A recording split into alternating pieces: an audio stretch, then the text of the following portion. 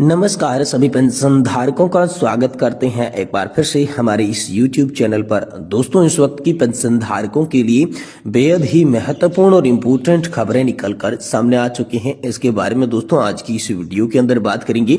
जी हां दोस्तों, कर्मचारी भविष्य निधि संगठन ने पेंशनर्स की मासिक पेंशन में वृद्धि की। जी हां दोस्तों, EPS 95 पेंशन भोगियों को मिलेगा 9,000 रुपए की प्रति महीना पेंशन। तो आखिरकार दोस्तों EPFO ने पेंशनर्स की मासिक पेंशन की वृद्धि को लेकर क्या बड़ा अपडेट दिया है और EPS पेंशन भोगियों को 9,000 रुपए की पेंशन प्रति महीना किस तरीके से देखने को मिलेगी, इसके बारे में दोस्तों आज की इस वीडियो के अंदर संपूर्ण रूप से जानकारी आप सभी को दी जाएगी। वहीं दोस्तों 7वें वेतन आयोग के तहत महंगाई भत्ते को लेकर आप सभी के लिए बड़ा अपडेट आया है। जाने कब होगा DA में आप सभी के लिए इजाफा। जी हाँ दोस्तों, पेंशनर्स को मिलेगा महंगाई भत्ते में 3% का अब और बढ़ोतरी का फायदा। 7वें वेतन आयोग में DA में बढ़ोतरी होने वाली है। तो ये बढ़ोतरी दोस्तों हम सभी के लिए कब से होने वाली है और दोस्तों आप सभी को कितना लाभ मिलेगा, इसके बारे में भी आज की इस वीडियो के अंदर बात करेंगे। साथ ही साथ दोस्तों आप सभी के लिए बात करने वाले हैं EPS 95 न्यूनतम पेंशन बढ़ाने की तैयारी में लग रही है सरकार। श्रम मंत्रालय ने दिए हैं पेंशन बढ़ोतरी के साफ साफ संकेत। तो आखिरकार EPS 95 पेंशन बढ़ोतरी को जो लेकर मांगे हो रही है, उन मांगों पर आखिरकार श्रम मंत्रालय ने क्या साफ साफ संकेत दिए हैं, किस तरीके से आप सभी की पेंशन बढ़ने वाली है। और वहीं अंत में बात करेंगे आप सभी के लिए एक साथ मिलेगा 18 माह का DA एरियर। मोदी सरकार ने कर्मचारियों को दिया नए साल का तोहफा। तो आखिरकार 18 माह के DA एरियर को लेकर क्या बड़ी खबर निकल कर आई, इसके बारे में भी आज की इस वीडियो के अंदर बात करेंगे। यानी कि पेंशन धारकों से जुड़ी तमाम बड़ी खबरों की चर्चा इस वीडियो के अंदर करेंगे। इसलिए हम सभी से निवेदन करते हैं कि दोस्तों आज की इस वीडियो को आप लास्ट तक देखिएगा और साथ ही हमारे चैनल पर नए हैं तो चैनल को भी सब्सक्राइब जरूर कर दीजिएगा। तो चलिए सबसे पहले पहली बड़ी खबर की ओर बढ़ते हैं, जो कि कर्मचारी भविष्य निधि संगठन की ओर से निकलकर आ रही है। EPFO ने पेंशनर्स की मासिक पेंशन में की वृद्धि। EPS 95 पेंशन भोगियों को मिलेगा 9,000 रुपए तक की पेंशन। तो चलिए आप सभी को इस खबर को पूरी विस्तार से बताते हैं, लेकिन वीडियो आप लास्ट तक देखिएगा तो ही आपको पूरी जानकारी समझ में आएगी। कर्मचारी भविष्य निधि संगठन की ओर से पेंशन में बढ़ोतरी की खबरें सुर्खियों में चल रही है। कई लोग सोच रहे हैं कि क्या वाकई में कर्मचारी पेंशन योजना के पेंशनर्स को अब 9,000 रुपए की पेंशन मिलेगी। इस खबर में पेंशन भोगियों के बीच उत्साह पैदा कर दिया है, लेकिन क्या यह सच है? तो आइए इस खबर को गहराई से जानते हैं, इस पर नजर डालते हैं वास्तव में क्या हो रहा है। अगर आप भी एक पेंशन भोगी हैं तो ये खबर हम सभी के लिए बहुत ही जरूरी साबित हो चुकी है। कर्मचारी भविष्य निधि संगठन देश के सबसे बड़े सामाजिक सुरक्षा संगठनों में से एक है।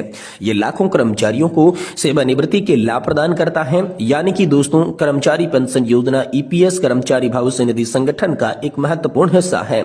इस योजना के तहत कर्मचारियों को सेवानिवृत्ति के बाद नियमित मासिक पेंशन मिलती है। अब ऐसी खबरें आ रही है कि इस पेंशन में बड़ा इजाफा आप सभी के लिए हो सकता है। तो आखिरकार EPS पेंशन में बढ़ोतरी की जरूरत क्यों पड़ी है, इसके पीछे 4 प्रमुख कारण हैं।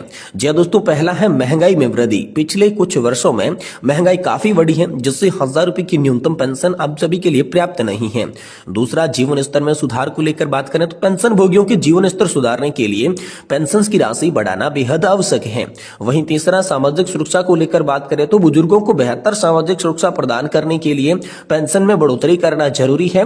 और चौथा है न्यायालयों के तमाम आदेश। जी हाँ दोस्तों, कई न्यायालयों ने कर्मचारी भविष्य निधि संगठन की पेंशन राशि बढ़ाने के निर्देश दिए हैं, तो इसी को लेकर पेंशन बढ़ोतरी की जरूरत पड़ी है। तो क्या हो जाएगी पेंशन 9,000 रुपए?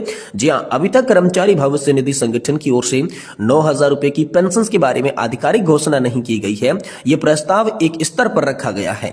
हालांकि पेंशन में बढ़ोतरी की संभावना है, लेकिन इसकी सटीक राशि अभी तक तय नहीं की गई है।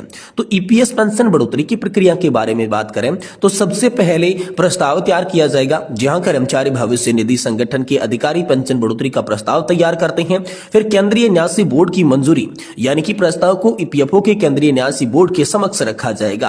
फिर श्रम मंत्रालय की स्वीकृति की बात करें तो बोर्ड की मंजूरी के बाद प्रस्ताव को श्रम मंत्रालय में भेजा जाएगा। वित्त मंत्रालय की भी सहमति होनी जरूरी है। तो श्रम मंत्रालय की स्वीकृति के बाद वित्त मंत्रालय की सहमति इस पर आवश्यक होगी और अंतिम मंजूरी के लिए प्रस्ताव को कैबिनेट के सामने रखा जाएगा। तो कैबिनेट बैठक की हम सभी के लिए बेहद मंजूरी जरूरी है, तभी दोस्तों पेंशन बढ़ोतरी का यह प्रस्ताव आप सभी के लिए पास होने वाला है।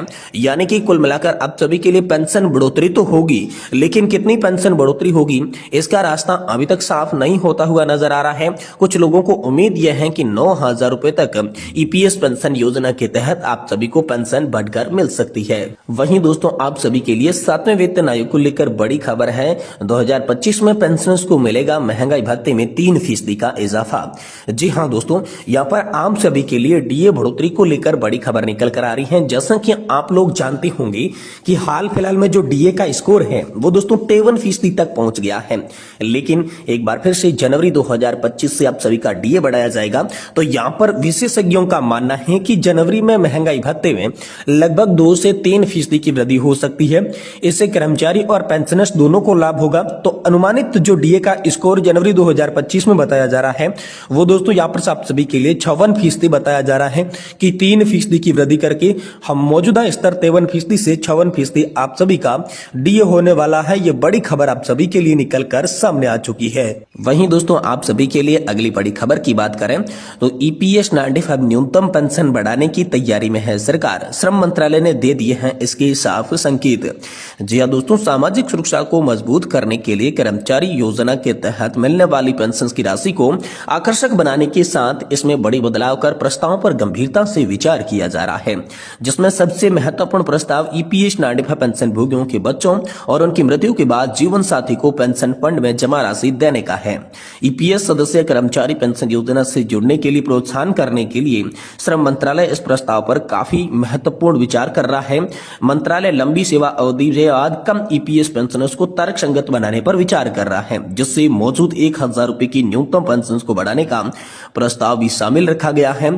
जहां कर्मचारी पेंशन योजना के तहत सामाजिक सुरक्षा ढांचे को मजबूत करने के लिए श्रम मंत्रालय जो है सदस्यों को ईपीएस 95 पेंशन योजना के तहत उच्च पेंशन के लिए अपना अंशदान बढ़ाने का विकल्प पर भी गंभीरता से विचार कर रहा है। मौजूद सूत्रों के अनुसार पेंशन धारकों के संबंधी इन विचार विमर्श के दौरान कर्मचारी भविष्य निधि संगठन संबंधी पेंशन योजना को आकर्षक बनाने के साथ सदस्यों की चिंता दूर करने की भी आवश्यकता जता रहा है। शीर्ष स्तर पर हुई चर्चा के दौरान ये स्पष्ट रूप से कहा गया है कि बड़ी संख्या में कर्मचारी पेंशन योजना सदस्य इस दुविधा में हैं कि पेंशन फंड में जमा उनकी पेंशन स्लैब के बाद रकम। मंत्रालय के एक वरिष्ठ अधिकारी ने बताया कि सरकार की राय स्पष्ट है कि ईपीएस 95 पेंशन की राशि उनके सदस्यों की है। ऐसे में इस दुविधा को समाप्त करने के लिए आवश्यक सुधारों के साथ स्पष्ट करना होगा कि कर्मचारी पेंशन योजना में पेंशन फंड में जमा राशि उन्हें पेंशन में मिलेगी और उनकी मृत्यु के बाद पारिवारिक पेंशन का लाभ पत्नी या फिर पति को मिलेगा और दोनों की मृत्यु के बाद ईपीएस 95 पेंशन योजना की बची हुई राशि उनके नामांकित आश्रित बच्चों को दी जाएगी। तो मंत्रालय का मानना है कि ईपीएस 95 पेंशन योजना के स्वरूप में इस बड़े बदलाव के बाद सदस्यों को इस पेंशन योजना के प्रति आकर्षक निश्चित रूप से बढ़ेगा। पेंशन को तर्कसंगत बनाने के विकल्पों के बारे में अधिकारी ने बताया कि श्रम मंत्रालय और कर्मचारी भविष्य निधि संगठन दोनों ही ईपीएस पेंशन योजना के मौजूद न्यूनतम राशि की समीक्षा के पक्ष में नजर आ रही हैं। यह भी जरूरी समझा जा रहा है कि शीर्ष अदालतों के फैसले प्रक्षेपण के लिए एक तरफ से लोगों को ईपीएफओ के तहत ज्यादा पेंशन मिलने लगी, वही दूसरी तरफ कई लोगों को सालों से नौकरी करने के बाद ईपीएस के तहत बेहद कम पेंशन मिल रही है।